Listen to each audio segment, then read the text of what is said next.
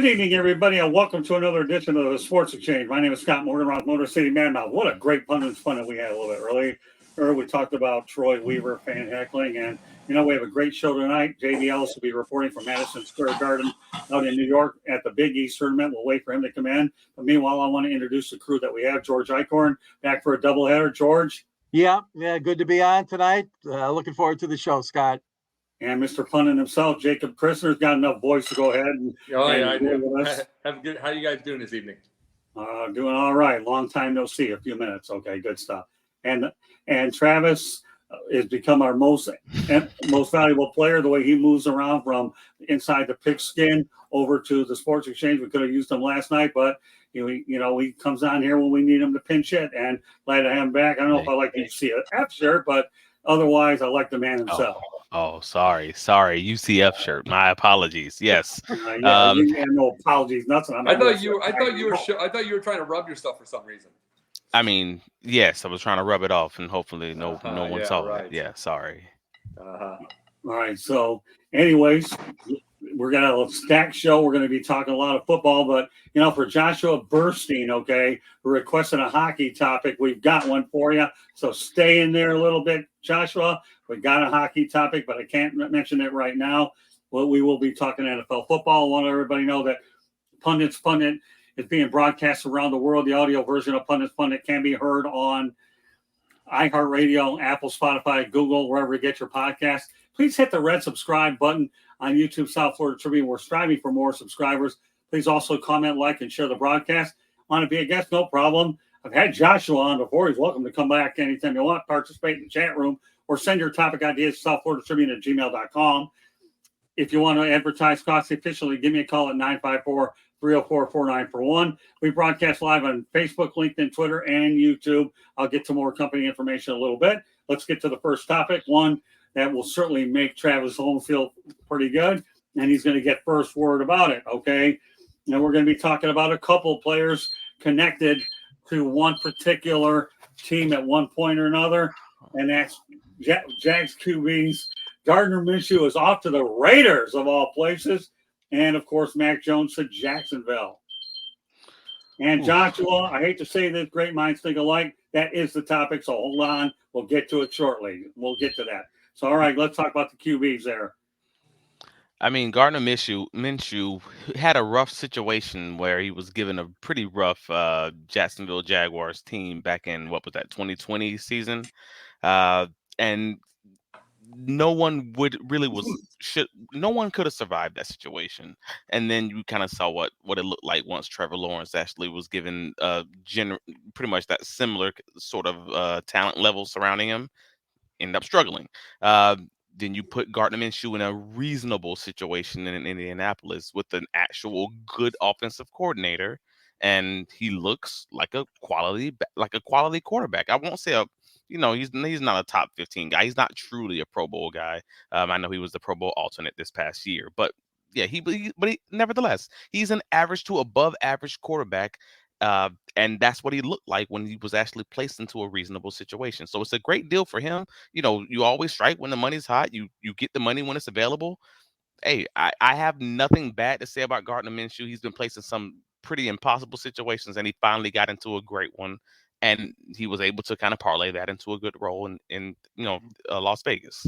And then Mac Jones going to Jacksonville. I mean, that's if he wasn't a first round draft pick, it wouldn't be a story. And I know that's a rough thing to say, but at the end of the day, we all know it's kind of true. He's a struggling quarterback in the hopes that he's going to be learning a new offense and competing for that backup job with CJ Beathard in Jacksonville. And the hope is that he can capitalize on that. Jacksonville just last year tried to bring in Canadian sensation Nathan Rourke. Basically the MVP of the Canadian League, who's now also in New England, weirdly. They tried to bring him in just in 2022 season, and that didn't work out. He ended up not being able to capitalize and take the backup role from CJ Beathard. Now they're basically doing the same thing the next year, all for a 6th round draft pick. That's much. I mean, a lot of Jaguar fans are like all over the place about that, but that's not much ado about nothing. Hopefully he wins the backup role. All right, let's go to the chat room. Okay, we have an active one here. We'll go ahead, Candy, top to bottom, put them up there. Everybody that's out there on YouTube can see them. There you go. So if I can't read them, everybody can see them. There we go. Bring them down there. 1 by 1, 2 by 2, 3 by. There we go. Yeah, I'm sure you'll give us a lot of good topics. Okay, Josh, and I'm looking forward to getting you back on here. I love your energy, your wife and your kid, and your energy on these things. And Jesse Stuber, you the man, and the man, you always have an open invite anytime you want. All right, George Eichhorn, what's your take on the two quarterbacks, Minshew and Mac Jones? Well, Minshew, yeah. I mean, his sixth round pick. He had a great start, though. I mean, I look back at Jacksonville 2019. I mean, a 60% completion rate, 3,200 yards, 21 touchdowns, 6 interceptions. Second year at Jacksonville, again, 9 games, and things were still pretty good for him. But the situation with Indianapolis was great. I loved it in Indianapolis. He was really good this past year. I mean, for what, like you said, Travis, I mean, for the set of circumstances he was dealt, 17 games, 62% completion rate, 3,300 yards and 15 touchdowns. But the fact of the matter is these guys are jumping around now. Teams are anxious to try something new at quarterback position, and so the Raiders got him now. Mac Jones going to Jacksonville. That's going to be interesting. I'm not entirely clear on that one yet, but it's going to be very interesting. A lot of movement, Scott. I mean, and Cousins, and there's so many movements among quarterbacks right now. But Minshew's a decent backup. Yeah, I mean, but we'll see what happens. I mean, when he gives it his all, it seems like he's got a decent throwing arm, and I think the guy's very good. Maybe can be a starter full time. Maybe not. We don't know what Las Vegas is going to do. They might still draft a quarterback. We don't know, but they picked up a good guy. I like Minshew. I really do. Okay, Jacob. About Minshew, I'm going to say this, George. One thing about Minshew is he has taken every job and opportunity and everything whatsoever that would have been Mitchell Trubisky if he had a good time in Pittsburgh. He is the new world of the mid quarterback that can make plays, that can do well with a decent OC, do all that stuff. Now that Mitch is done, he's finding his one spot, sticking to it. He won't play again. I'm just saying, Minshew's that guy now. But as far as Mac, that beeping you hear, that's every OC's heart rate going crazy when they think of the idea of having to do Mac Jones. That is, I mean, Mac Jones versus C.J. Beathard is kind of like the early UFC fights between the guys that think that they invented martial arts and they fought each other. Had 900-0 record. That's what Mac Jones versus C.J. Beathard is going to look like. That's going to be horrible. So, but see, the thing is, I was saying from the minute Mac Jones got into New England in the first place, that Bill Belichick was leashing him for a reason. He's not that good, and the thing is, you're going to see it you're going to see why he did in the first place. It's not even from the bad actually, you're going to see it now. Okay, well, here's what I've got to say. Number one, I was covering the draft with the Jaguars when Minshew was drafted. First time I'd actually covered one with the Jags, and they were thrilled that they got him in the 6th round. I don't think they had Tom Brady written all over him, but a quality quarterback that was. Had some pretty good stats up at Washington State, I believe, is where he played. And I think he played at Alabama for a while, and there was a lot of praise on him, and he didn't do that badly in Jacksonville. Meanwhile, and let's face it, the Raiders made a couple corresponding moves when they got rid of Brian Hoyer and Jimmy Garoppolo today, so Minshew's in there. So, maybe there's an opportunity for him to start. He had a good year out in Indianapolis, and let me just talk to you about a couple of corresponding moves. Joe Flacco to the Indy Colts here. It was a great move over there because now you'll have insurance for Anthony Richardson, and Flacco's deal will be worth up to $8.7 million, and anybody can figure out why Jameis Winston ended up with Cleveland Browns. To me, that's what you call. I need one of those. What do you call it? Crystal balls, but I can't figure that one out. Now, as for Mac Jones, this is a reclamation project for Doug Peterson. It really is. And if anybody can fix Mac Jones, it is Doug Peterson. Trevor Lawrence has had a lot of wear and tear on him. Okay. and you began to see it a little bit. So let's just say, you know, you get 2, 3, 4 good games out of them. If God forbid, you know, Lawrence gets hurt, then you've got a pickup there for what, next to nothing. So I believe the Jaguars know what they're doing. Okay, but these moves here all are there for a reason. I mean, you know, come on, you get a guy like Mac Jones for pennies on the dollar that Bill Belichick wrecked. Bill O'Brien couldn't fix. Joe Judge and Matt Patricia. That wasn't his fault that he had poor coaching. It really wasn't. Then he had Bailey Zappi breathing down. I think Jacksonville's going to make out much better than most people think on this whole thing. I really, really do. There's hope for Mac Jones, and Doug Peterson is the right answer for it. All right. Well, you know, go ahead, Jake. Mac Jones versus Bailey Zappi is the ultimate Thursday night football spectacular. I'm telling you right now. I'm just waiting for that one. Yeah, I was waiting for you to say that. I was hoping to cut you off, but because you were so polite, put the finger up, I had to let you in, or I'd look really bad. So I'm glad you put that in there. I'm sure those Amazon games are pretty interesting in their own right because of the fact that you never know what you're going to get with them anyways. Okay, with that said, we'll move on. JB Ellis will be coming on whenever. I don't care. But meanwhile, let's stay in the quarterback position. Russell Wilson is going to the Pittsburgh Steelers on a 1-year, $1.2 million deal. You know, if you want to convert it into normal terms, we'll just say at the dollar store. And Denver owes Wilson $38 million after terminating his contract. I'll lead off with this one here, okay? He's in good hands with Mike Tomlin. Sean Payton didn't like him. Mike Tomlin will be fine. He'll give him the Aaron Rodgers feel. Relax, okay? We're not going to get rid of you. Meanwhile, Mason Rudolph is a Tennessee Titan. Go figure. We're not talking about Rudolph. But, you know, let's face the reality. If you're in Pittsburgh and you can get people cheap, you can do it with the Steelers or the Pirates. And I don't have my Pittsburgh staff on tonight.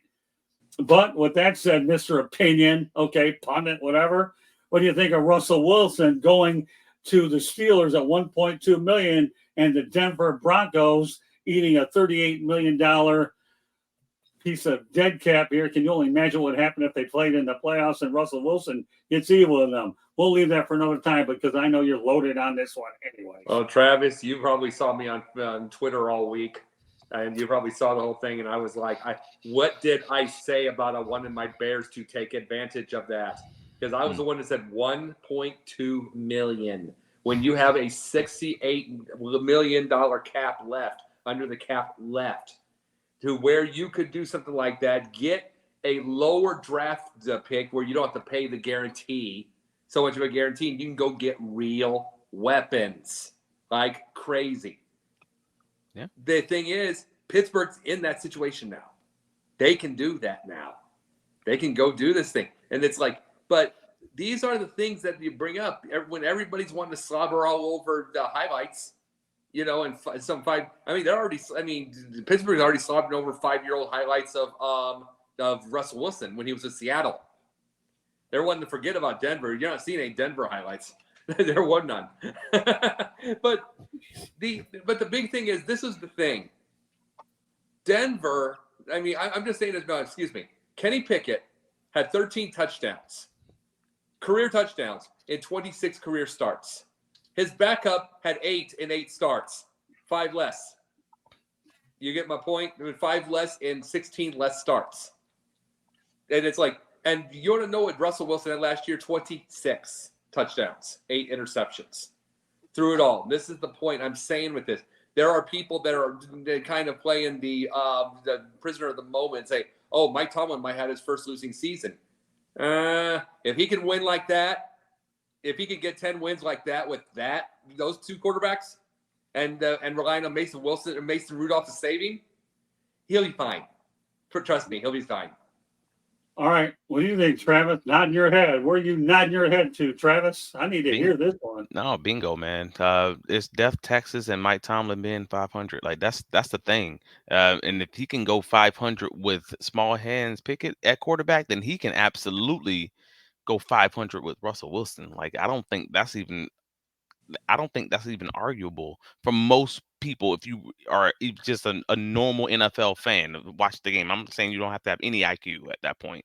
So I don't know. Like, I don't know what they're going to do as far as that offensive line and trying to actually truly establish the running game that they truly want to establish. That's going to be the big piece. We'll see what happens there, because you don't want Russell Wilson trying to do what he did in Seattle, because Russell Wilson is not athletically the quarterback he was in Seattle, and he shouldn't have to be. That was always going to be a thing as far as how would he age. A lot like Brett Favre when he got older, like how he's not that guy who's going to run around all day and just extend the play and everything. Guess you're going to have to rein that in a little bit, and I'm sure Tomlin, and I'm sure they will do that when you start getting into the playbook. But nevertheless, yeah, they're going to have to invest in that O-line and try to truly establish the running game in the way that they want to, and they'll realistically be a 500 team, if not a 500 plus team, even in that difficult conference. Well, in the eyes of the late Bob Barker on The Price is Right, the price was right for Russell Wilson in Pittsburgh with Mike Tomlin. Okay, that's all there is to it. $1.2 million at least this year. If he stays next year, it's another story, but we'll see. I think that for Pittsburgh, this is an everything to gain, nothing to lose situation. And Denver had enough. They didn't want him anyway, so I'll be curious to see what the Broncos do with the quarterback situation. But with that said, I'll turn it over to George Eichhorn. Well, I've been a supportive for many years of Russell Wilson. I like the guy. I know that he's had some really tough years the last few. Of course, we all know that. Denver obviously was not a good fit, despite that heavy trade material and the large salary they had to pay for Wilson. But I think this is a good move. I think it's a good move by the Steelers. I think that he's got a lot still left in him. And all due respect, 500 is not going to cut it, but I know what you're saying about that. But there's got to be some optimism, a little bit more optimism, I should say, with the Steelers team right now after they acquired him, and for pennies on the dollar, literally, like you said, Scott. I mean, they got a good deal signing him, and also the fact is, yeah, he's not as mobile as he used to be, but he still did have 26 touchdowns last year, 26 passes, and 8 interceptions, but he just couldn't get it done in Denver. So the situation is different now. New environment in Pittsburgh. Tomlinson is going to obviously help him out, I think, as a quarterback. So I'm looking forward to see what he can do along with Pickett there in the Steelers offense. All right, JB Ellis will be on in a few moments, so this will be a perfect opportunity to let everybody know that our website is www.southfloridatribune.com, Twitter /X @Tribune South. Candy Ebling is behind the scenes producing the show. And I have a book out there called Lessons from the Microphone, Tuning into the Enduring Wisdom of Visionary Leaders. You see it on your screen, okay? Old school media versus new school media. It is available on Kindle and Amazon and now Barnes & Noble. And we're looking to add more and more places to put the book. So it gives me an opportunity to talk about this book here where there are a lot of people I didn't meet, but I felt like I did. It's a book that you can talk about relationships that I've met over the years, and whether they're out there going, whether you meet these people or not, you feel like you know them in a different way, indirect versus direct. And Josh, we are going to be working on the audible version soon. Right now, we're just trying to get a lot of our ducks in order early on, but that is something that's in the works. In fact, my brother-in-law, Steve Ebling, is going to be doing it for us. So hang in there, Joshua, and hopefully you'll have an app. It's still available online as well, but it dives back into 44 years in this business, and I will be doing a second version of it hopefully later in the year as well. So, again, somebody asked me a question, what's in it for me? You know what I told them? You have an opportunity to learn about the most complex industry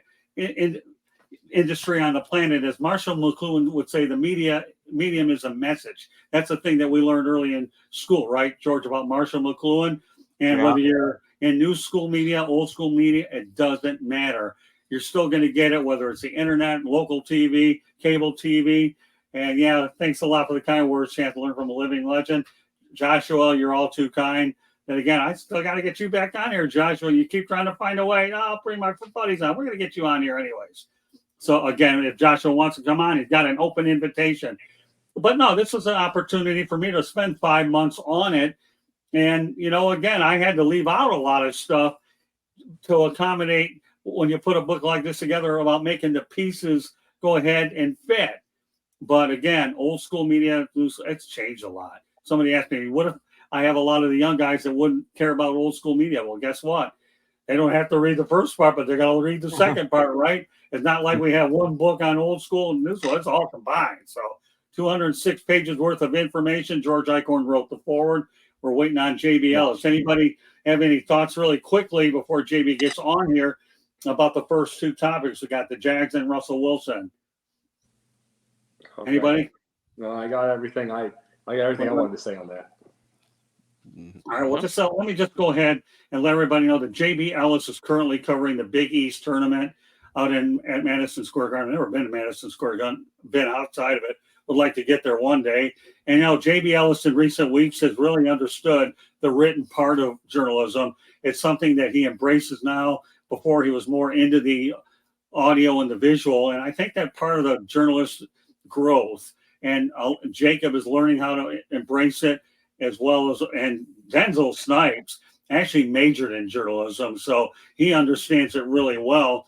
But the thing you have to be able to do in this industry is you have to be able to write the words before you can speak it.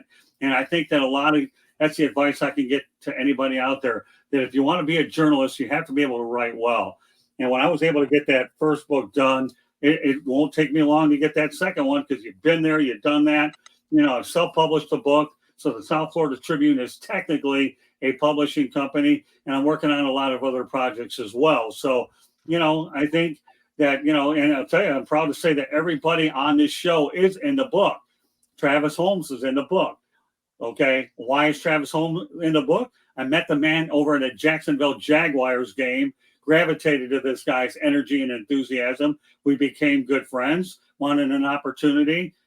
And Travis could have fell off, but all he did was just stick around because he has unbelievable journalistic qualities. And now in recent weeks, Travis has found himself juggling between the Sports Exchange as well as inside the pigskin. So with that said, do we have JB Ellis? Yes, we do. All right. Well, JB Ellis is live from Madison Square Garden. Welcome to the show, JB. What's going on, guys? How's everybody doing? Oh, we're doing good. good. I love you from MSG. Man, this is a big time. He's in the most famous arena out there. What do you got, Mr. Ellis? Good day so far. A couple of good games. Xavier against Butler was a great game. Came down to the end. Second game, the Providence-Georgetown game, was a bit of a blowout, but Georgetown hung tough all the way to the end. They were down 10 with like 3 minutes to go. Just had some empty possessions and horrible free throw shooting. But the effort was there. They're going to be a better team next year. I can see it already. I got DePaul against Villanova right now. This is a game I'm very interested in. As we all know, I'm a St. John's fan. So right now I'm rooting hard for DePaul, even though you're not supposed to be rooting in the press area. Subconsciously I'm rooting for DePaul. And it's only 10-6 at about the 12-minute mark. So DePaul's hanging tough here. I'm not sure what's happening with this game. I just got up from the press conferences. I got to say the Big East does a heck of a job with their program. The commissioners and the PR people, top notch. I mean, I've got 3 Super Bowls. I would say that their PR people are just as good from what I'm seeing, Well, JB, it's funny how you say you're not around to root in the press box. You know how many times that George Eichhorn and I have heard that? We really have. But I'll give you a piece of advice, JB. Okay, although you have a lot of teams there, you can always cheer quietly, because if the team that you have wins does well, we're in a much better mood. But you know what, JB? Oh, yeah. This is only your second rodeo after the first one with DePaul and St. John's. Okay, this guy here, I was telling the audience before he came on that you're learning quick, and now we're trying to get you some game ethics here, is what we're doing, Mr. Ellis. So now I have a question for you. Okay, what's up? You had a chance to get one question in with Rick Pitino. You're going to try to get Pitino again later in the tournament, and do you think you can get 2? So definitely, without a doubt. So I just got up from the press conference. I got a question in with the Big East Player of the Year, Devin Carter. Georgetown head coach, Ed Cooley. And then, of course, I went over to the Georgetown locker room because they do open locker rooms still for the Big East tournament. And I just spoke with Wade Bristol Jr. about the effort that the Hoyas put out tonight. So, that's why it took me so long to get up here. I was doing a little bit of work, getting some sound bites for us so we can get them up on the website. I got the first article from the first game written while I was waiting for the second game. Now we're on the last game. I got to write an article, and I'm here. You guys are delaying progress. Yeah, it really breaks my heart. By the way, I got to tell you in the chat room, Joshua Bernstein puts JB, and considering that my eyes are so bad, I'm going to guesstimate that he has 6 or 7 exclamation points, although I don't know if this is an eye test, okay? And if it is, I'm probably going to fail it anyway. Anyways, but here's the thing, JB, okay? Now the man has his computer there, okay? The man has his computer. We put him on the spot. Show you the view. Yeah, you show me this is not on TV. Oh, he's up there. See, I told you there are no floor seats down there for a guy like him. We talked about this on Fun and Fun, and nobody's sitting on the floor anymore. And by the way, on Saturday, I had the opportunity to talk to, we had Penny Hardaway and Dusty Mays. So let me tell you, one thing about these coaches in college, they're pretty candid is what they are. But JB Ellis and I were going to consider doing a show, The Celebrity and the Journalist, okay? Maybe one of these days we'll get a chance to do it. I don't know. But I can guarantee you one thing, okay? That once we stick this guy in the field a little bit more, I can tell you right now that goatee may be there, but he won't be going to the celebrity part, realizing what a real journalist is. We had to break this guy into the cold play here, okay? So it's the only idea about the celebrity and the journalist. We're making JB Ellis learn the hard way. Wasn't that one of those little invitations that they had on a Rocky? Got to learn the hard. I don't care about my stupid invitation. But Mr. Ellis, I'm telling you, now you're wearing the journalism hat, man. The journalism hat. How does it feel to wear the journalism hat? Do you still think you're a celebrity right now? Of course. No, you're not. Of course. The players want to speak to me. Yeah. Well, but they're telling you to get out of the way. Get the celebrity status, my brother, I don't think his ski hat is going to work, even though he's got JB Ellis on it. Now, a baseball hat you might get away with, okay? But a ski hat inside of a building, I don't know about that. This isn't a ski hat. It's a baseball hat. Oh, turn backwards. Okay. No yes. matter, I got his name. I might give him a little pass on that. So turn it around. Oh, that's right. You can't put JB Ellis on the phone with that Motor City, man. Right. Exactly. So JB Ellis at the most famous arena at Madison Square Garden, and this guy is going to be getting a dirt. I'll tell you, I can't wait to get the feedback from JB Ellis, okay, when he reads the rest of my book, and instead of Paul Harvey saying, let's hear the rest of the story, I'm waiting for JB Ellis to read the rest of the book and see how much he learns there. So real quick, it's 10-9 Villanova. So Paul's got the ball after the TV timeout. They just started back up. So good game going here. I wasn't expecting this.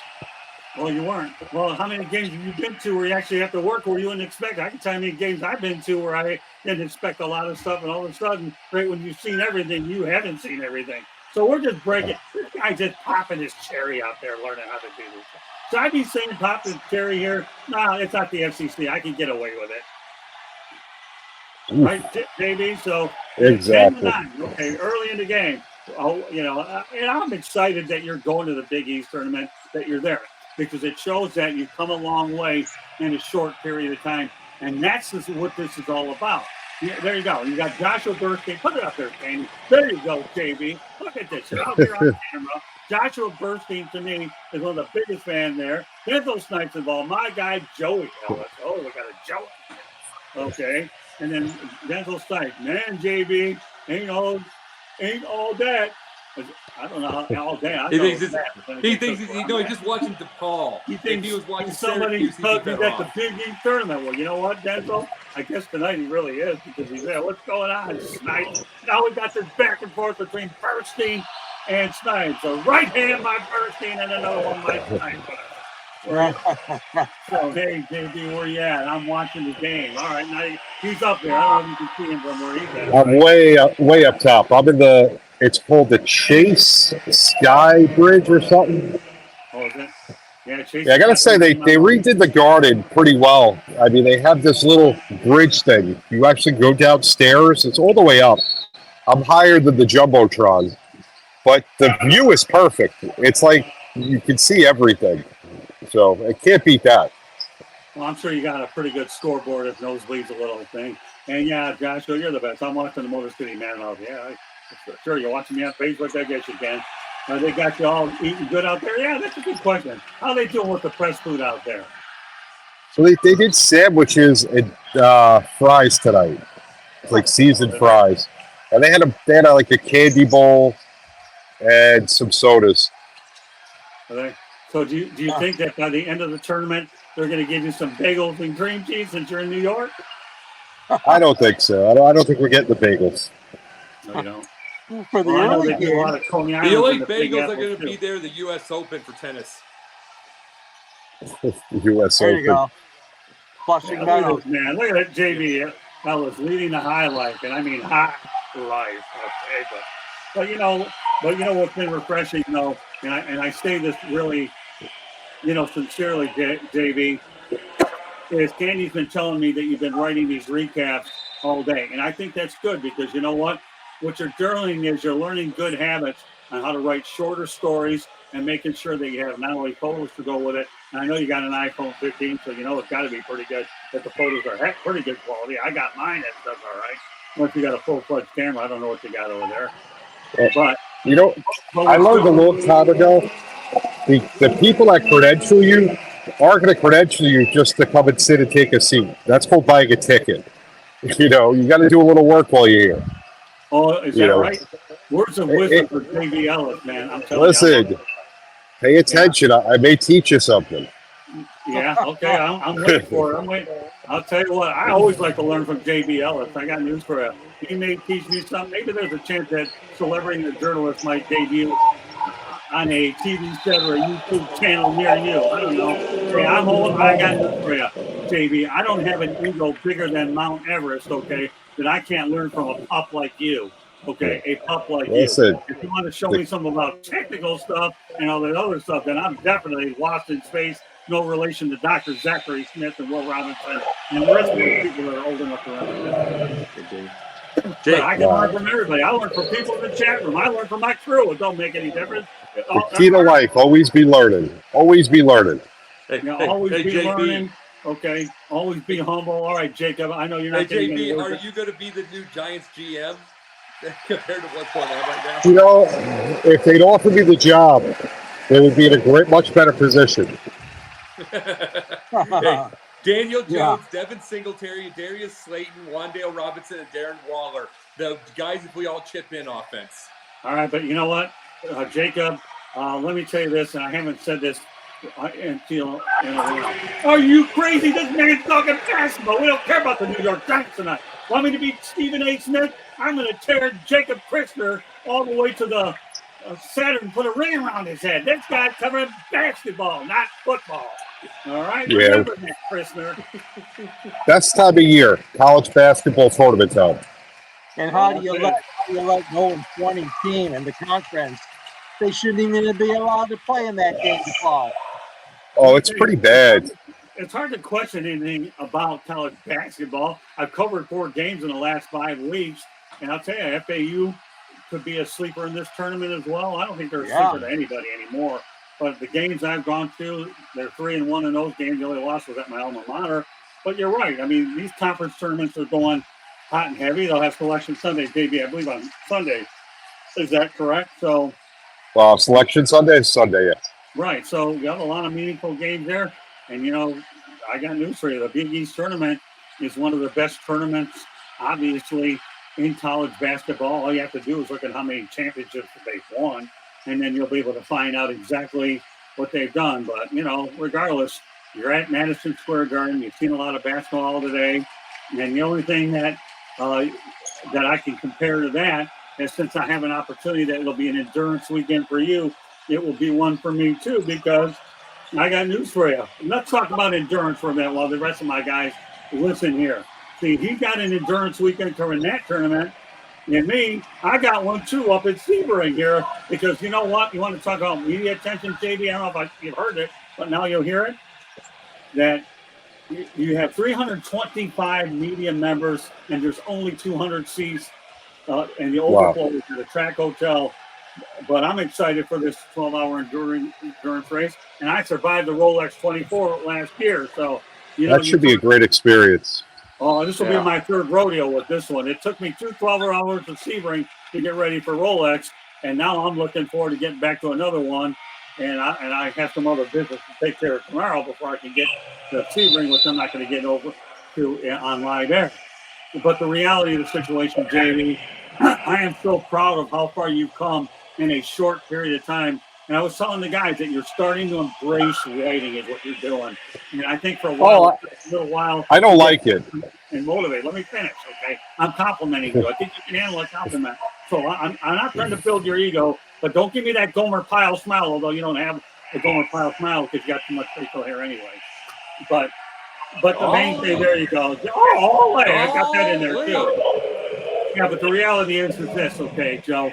A lot of times when people are in the writing business, you know, it's one thing to get going, but once you get in a role and you're in your own zone, that's when you know it comes a lot easier for you. And I've seen you enjoy it a lot more recently than it was in past conversations that we had. Oh, for sure. I agree. I definitely do. Well, it's 19-12 at the next TV timeout. I think it's starting to slip away because they're getting too many empty possessions. So not looking very good. Oh, well, now Denzel Snipes here has a request, George. Oh, my goodness. I love this one. Can you get it up there? I got a request. Can Uncle George grow a beard by the end of the year? Laugh out loud. Do it. I don't think I've ever seen Icon with any facial hair. No, I could try it, but it's only if he pays me. Yeah, I can only imagine if this place would even let him in. He might put the finger on this thing. But, Joe, so anything else you want to add to this thing here tonight? I'll tell you what a report that we have from Madison Square Garden, the most famous arena in the world here. Go ahead. So the TV timeout, so I'll show you guys the court one more time. Got the DePaul cheer team out there. They got a t-shirt toss going on. Listen, the Big East tournament, the best college basketball tournament out there. John will go see the ACC tournament, and he'll say that's the best tournament out there. But we all know it's the Big East. Great conference, great teams. It's going to be a fun couple of days. Gonna have to write a lot more stories, get a lot more interviews in there. But you guys keep doing what you do, and I'll see you guys next week.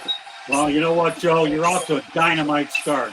I am really proud of the progress, Joe, that you've made over the last couple of weeks. I really am. And we look forward to seeing a lot more of your writing on not only Sideline Sports, but also the South Florida Tribune. For those individuals that realize that Sideline Sports and South Florida Tribune are partners in this media operation, and our goal is to make sure that we develop people, and not only develop them, we want to see them flourish. And this is a product of the relationship that Joe and I have tried to build over the last couple of years. And now this guy's in an event where, of course, it's going to be biased toward the Big East tournament. He's a New Yorker. What do you expect, okay? But, hey, listen, it is a great tournament. And I will say this before you get off, Joe. Now, keep in mind, this is the same venue that holds the NIT championship as well. So it's actually in Indianapolis this year. Well, okay, but in the past it has. And yes. Of course, they have the preseason NIT. I know it's in Indianapolis this year, but it has a great track record. Candy is putting your website up there, www.sidelinesportsnet.com, or she's got ours up there as well. So you have two websites for the price of one, and the mastermind behind it is the one that just put everything up there, Candy Eveling. So you talk about a mastermind putting these websites together. She's definitely it. So, Joe, we appreciate you checking in with us tonight. Have a great tournament, and we look forward to seeing you back in the fold with us next week. All right, Joe? Thank you, guys. See you guys next week. Enjoy. All right. Enjoy Good job tonight, Joe. Appreciate you. Proud of you, all right? Good time, JB. Thanks, Jeff. Bye-bye. I know. So that is JB Ellis reporting live from Madison Square Garden, home of the Big East tournament. A couple other subjects I want to get to. We know Joshua is out there waiting for his hockey thing. So, we're going to get to Joshua's request first, okay? We're going to talk about Atlanta sports. First of all, Kirk Cousins is coming to town. And what do we want to talk about Cousins a whole lot? I don't know. But I think the real bigger story in Atlanta has to be a chance. Does Atlanta have a chance to get the NHL for the third time? Okay, you know what? I don't know if Travis Holmes is familiar with this a little bit, but the history of hockey in Atlanta began with the Atlanta Flames, and then they brought the Atlanta Thrashers back, and now they're trying to get it for the third time. Is there anything you may or may not want to add, Travis, knowing it's a big metropolitan area? We all know that Atlanta has really grown quite a bit into more of a suburban area that like it used to be in the past. Anything you want to add to it? So for the third time, they're trying to get this. They're trying to get a hockey franchise. That's a novel concept. Most places don't. Most places don't get a third bite at the apple. That's wild. So yeah, I don't have a lot of history with hockey outside of Olympic hockey because I played with the U.S. hockey team. But sorry, I went to school in Marquette University, so that was my second college. So I got to practice with those guys, play with those guys, but I don't know much about professional hockey, to be clear. So I have nothing to add on that one other than I'm shocked that a city would have a third chance to get a professional franchise. That's not often unless you're like LA or Oakland. Okay, well, since we're in Atlanta, you do have knowledge about Kirk Cousins. What do you think about him going to the Falcons? Oh man, that was a hilarious and expected turn of events. Just because, well, we know that offense, the offensive talent that they have in Atlanta has always been underutilized. I mean, it has been, and it's also wild how much of a legend at the bank, a legend at the bank Kirk Cousins is, and always forever will be. I mean, even coming off a serious injury, the man still gets the bag. It's always incredible. His agent is incredible. Just simply put. But now he's going to have an insane amount of skill all around him. You have a running game that just out of this world. You have multiple. Well, at least you have one good receiver in London. You have a great running game, a great O-line, a solid defense, depending on how they want to run it. And that's still up in the air with losing their DC. But across the board, hopefully, I would say Cousins should be able to make them, a legitimate playoff contender. Now, how many years that's going to be, that should be interesting to watch. But nevertheless, he's an obvious upgrade, and watching him with the grill is that just made that was everything to me because that's so Atlanta. Okay, Candy, put Joshua Burstein's comment. I like his comment, but I disagree with him big time on this. Okay. All right, Josh. Sorry, pal. Can't agree with you on everything. But I don't say that you move the Coyotes to Atlanta. I mean, how can you move them there? You got a losing franchise in a place that's lost a team twice. Let them start all over again. No, Josh, I think if the Coyotes are going to go anywhere, I say they're going to either go to Houston and create the Houston Arrows, or they're going to go to Salt Lake City. And I believe that they don't. Let me tell you, Joshua, the Coyotes don't have a stadium at 4,500 or whatever the case. They should have gone to the Arizona Memorial Coliseum. George Eichhorn will tell you that I have a history with the Coyotes, and it's not very good because I ripped them for playing at the America West Arena where the actual seats were obscured. So now, Josh, okay, Utah said that they build them one, and Houston has a stadium already. I believe that's the I don't know what they call it now with the sponsors' names, but wherever the Rockets are playing, that's where the hockey team would play. So Houston's actually ready for the Coyotes. And the question is, does Salt Lake throw themselves in the game? And another outside shot, I put them in Kansas City where they have the Sprint Center, or depending what the name is now. So no, Josh, we don't agree on that.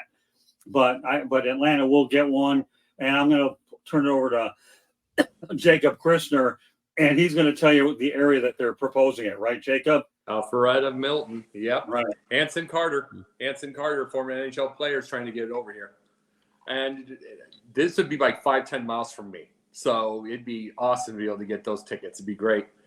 But I personally, the one thing about it is just the fact that they're trying their hardest. But the other two times they were in an area that was never going to stand a chance. Right. If it didn't, Alpharetta, it doesn't have a pothole if it doesn't have a pothole, you couldn't find one if you tried to make one.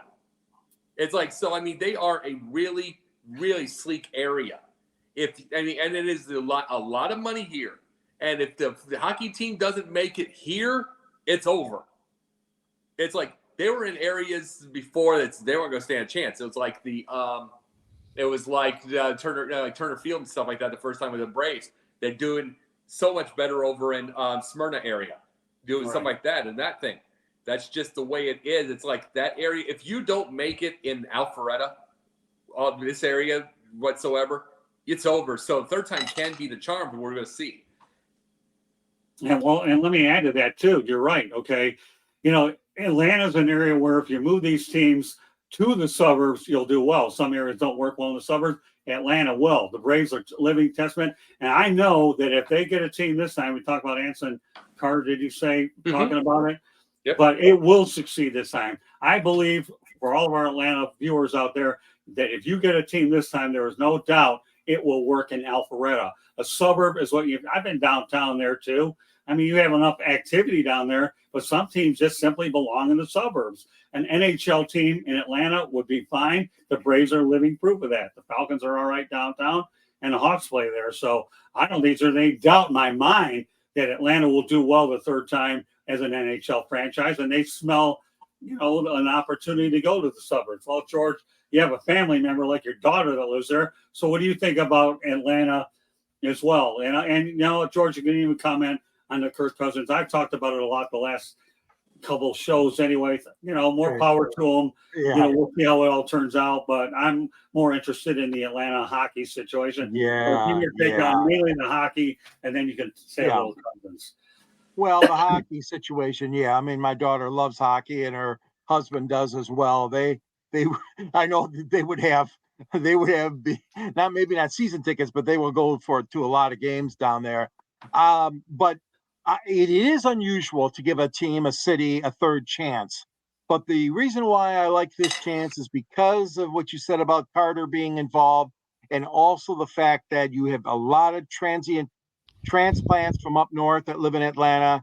I look at it as a younger city. There's a lot more mobility, and there's a lot of younger people that like hockey that live in that area. And obviously, you're going to have to grow your audience too, because you got to make sure it succeeds. But I'm with you, Scott. I don't think they should move a team from Phoenix or somewhere else to Atlanta. I think they should get an expansion team as well. But there's a lot of hockey fans in that area, so it's worth. The only exception I'd make to 3 times is this one.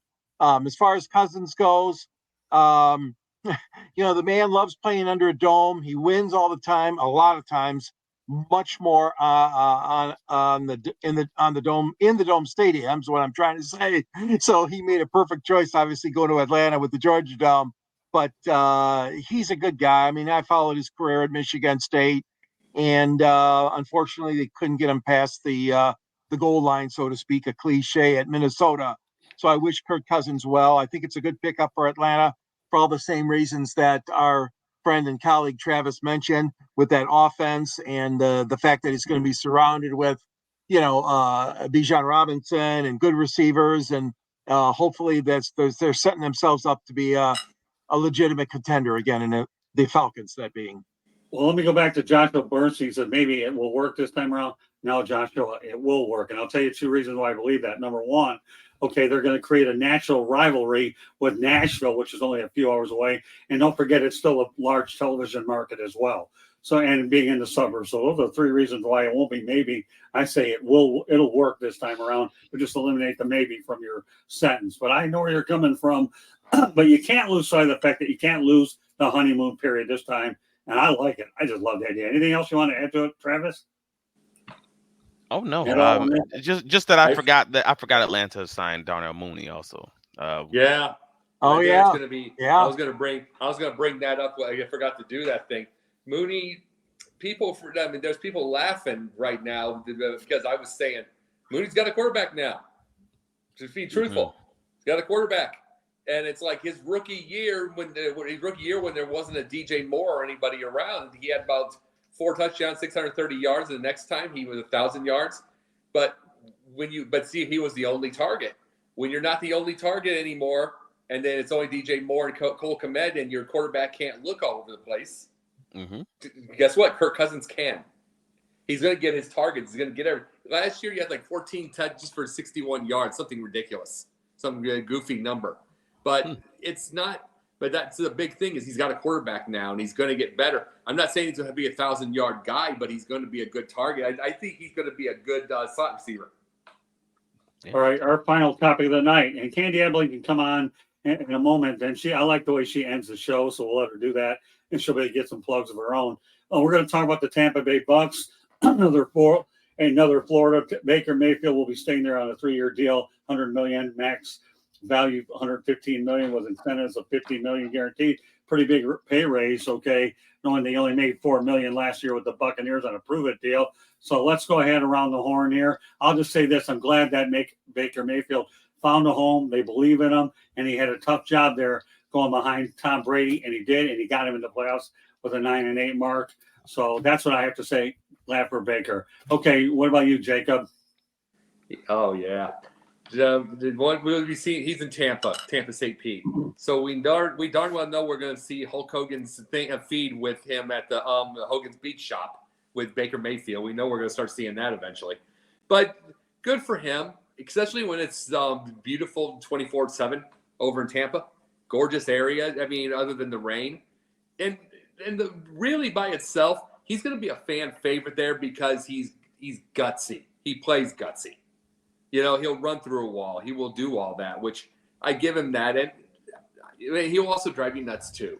But they needed somebody that's a little more solid. You know what I'm saying? Someone more consistent. Good for him. Good for everybody else. I mean, this is pretty much his final contract, so enjoy it. All right. What about you, Travis?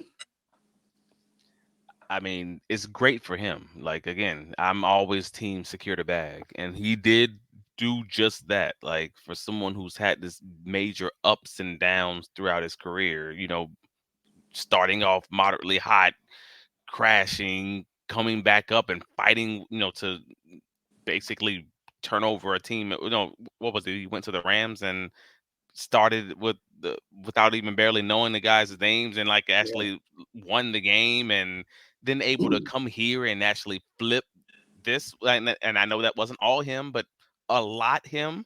You know, they had Danny Canellis, the old offensive coordinator. Like that, if anything, that's my only thing that gives me pause is crap. Now he loses the OC.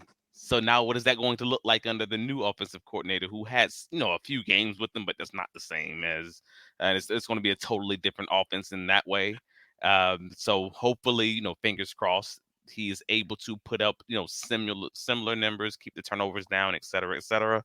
But otherwise, I mean, yeah, again, he secured the bag. Hopefully it's good things moving forward, but that is my biggest concern because Dave did a very good job last year in, you know, using the backs in the passing game, creating space in the offense, like just using his players and create, like, kind of merging the offense to their skill set. And new OC, you never know how that's going to happen with a quarterback. Hopefully that works out well. Well, I can tell you one thing, Dave Canales will probably be getting a Christmas card or two from Baker Mayfield because I'll give you 50 million reasons why you should get something from him anyways. And it doesn't hurt that he has Mike Evans back either. So that'll certainly, knowing that he has his top target. So George, go ahead. I think it's a good move, you know, for all the right reasons. And for one things that you guys just mentioned, I'm behind it. I hope, wish him success in Tampa Bay. You're right. He had big shoes to follow, obviously. But the fact of the matter is he's still a decent quarterback and they have trust in him. And I too have trust in him that he's going to be able to do things this coming season. I mean, down in Tampa, Baker Mayfield, that is. And I wish him the best of luck. Yeah, I mean, what he did with the Rams when he practically didn't have time to read the playbook and still pulled that one out to me. Yeah. That was a Hollywood ending if I ever saw one. But you know what? Going into Tampa following Tom Brady with a winning season, to me, was very, very impressive.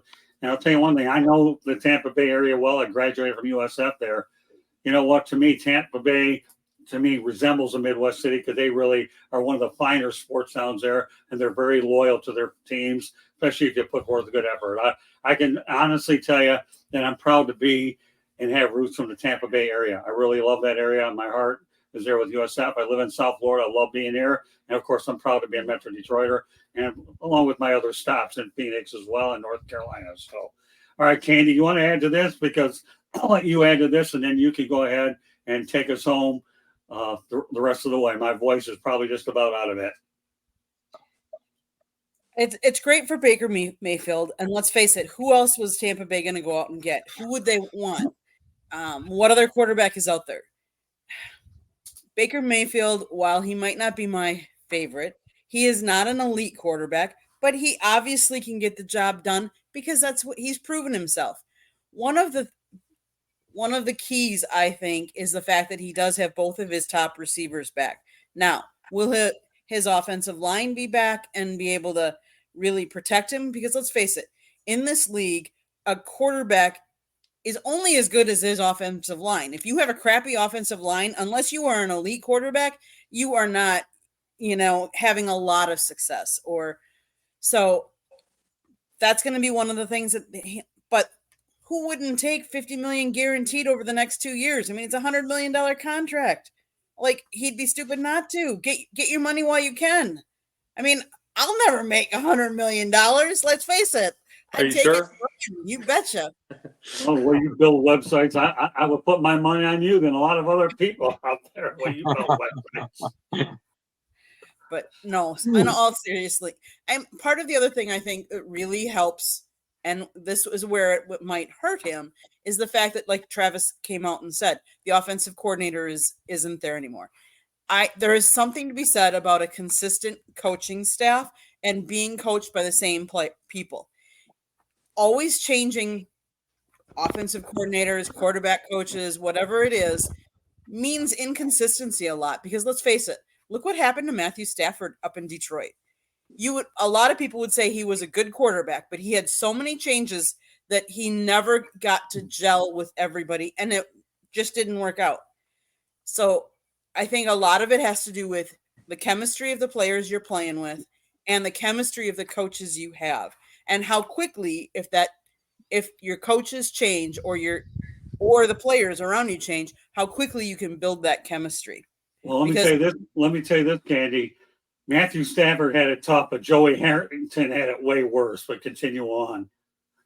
No, I get it, but like I said, let's face it. I'm a Green Bay Packer girl, so the beginning of the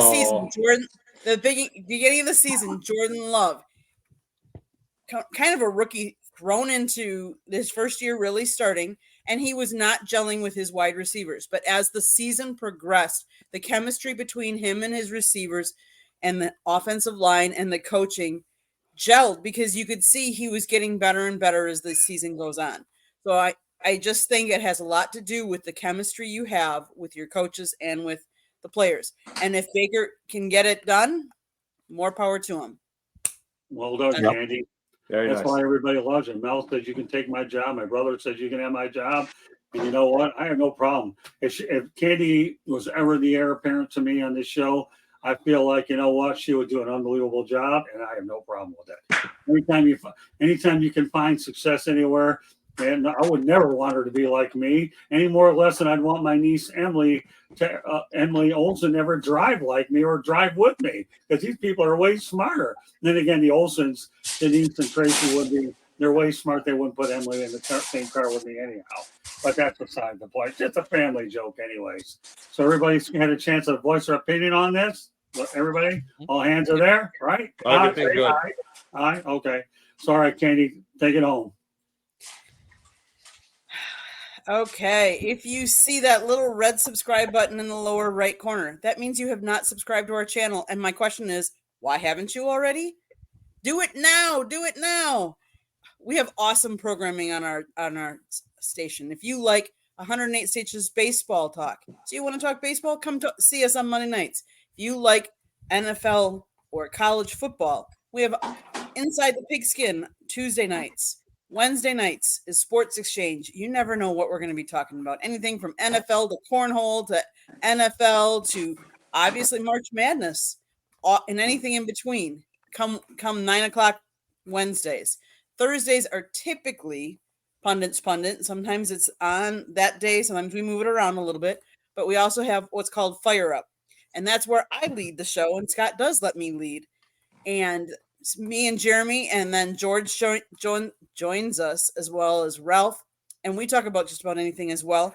But we also have what's called My Town on in a segment on that show, and that's where we each talk about something that's happening in either the town we grew up in or the town we live in now. You got to catch our programming. We have Motor City Mad Mouth Show where Scott interviews people. We have No Limits. We have Fire Up Wisconsin, Fire Up Michigan, Fire Up Florida. I mean, we have a plethora of shows. But the other thing we have is we have great contributors, and a lot of them have their own shows. And we would like you to subscribe to their shows as well and listen and support them, because they're supporting us. We want to support them right back. So please do so.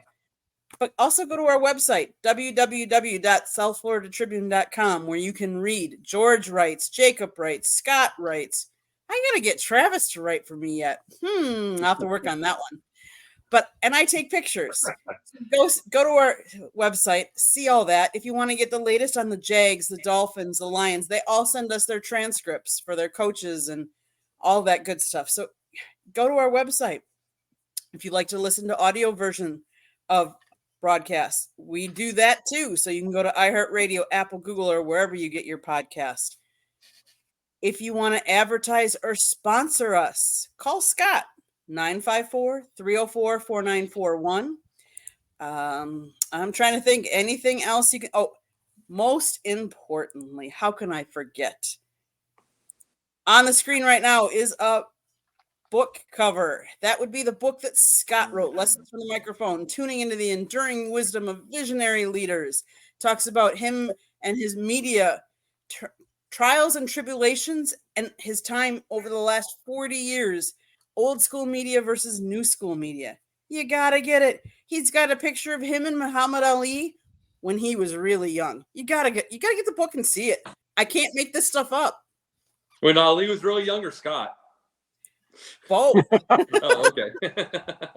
Both. I had a feeling you were going to say that, Christner. I don't have a voice to tell you. Are you crazy again? I used that line earlier, and I strained it, and it's hoarse because of you. I turn gray and hoarse because of you all the time, Christner. I got gray without you. Well, I have no comment on where my gray hair came. I don't want to get some criticism from above. Yeah. My dad always used to joke because my dad says he went gray because of me, and then because of my younger siblings, he lost his hair and went bald. So that's kind of funny. That's a good line. Because of the baseball hats that I wear. But I think that's about it. I think we should introduce or let everybody tell them how they can get a hold of them. So does that sound right? You're right about that, Candy. Go ahead. Okay, Mr. George Eichhorn, you have been around with Scott on the Sports Exchange for how many years now? I don't know, 43, 4, or 5. Take your pick. Wow. So how can everybody get a hold of you? Well, you get a hold of me at gicorn@yahoo.com. You can find my writings on the Motor City Tribune side of the South Florida Tribune. And at the end of the column, there's a link there in case you're interested in the book I wrote many years ago. Scott's in the book, and it's Detroit Sports Broadcasters on the Air. And you can find me on 108 Stitches. You can find me on Sports Exchange, Fire Up, Punt is Punt It, wherever Scott and Candy need me, I'm ready and able. So good being with you all tonight. Definitely. Mr. Travis, I love bacon. How can people get a hold of you? You can catch me on all the socials, Travis D. Holmes. You can find my writings covering the Jacksonville Jaguars on bigcatcountry.com, the Jacksonville Jaguars, SB Nation fan site. You can also find me on my podcast on every Friday at 11:30 a.m. Eastern Standard Time, wherever you get your podcasts, is the Duval Diva Jaguars podcast.